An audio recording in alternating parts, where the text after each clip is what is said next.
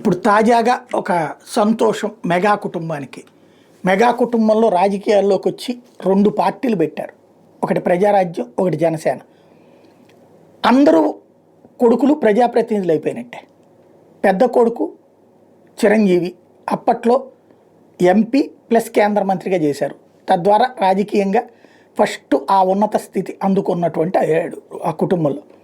Number 2 Pawan Kalyan Janasena party పెట్టడం, దాంతోపాటుగా ప్రస్తుతం ఏకంగా డిప్యూటీ సీఎం కావటం, దాంతోపాటుగా ఒక 21 మంది ఎమ్మెల్యేలతో పార్టీ ఫ్లోర్ లీడర్గా ఉండటం. ఇది మరొక రికార్డు.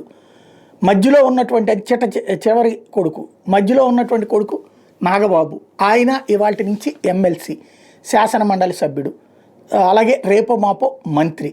తద్వారా మెగా కుటుంబంలో అందరూ సినిమా రంగం నుంచి రాజకీయ రంగంలో ఉన్నత స్థానాలు అందుకున్నట్టయింది.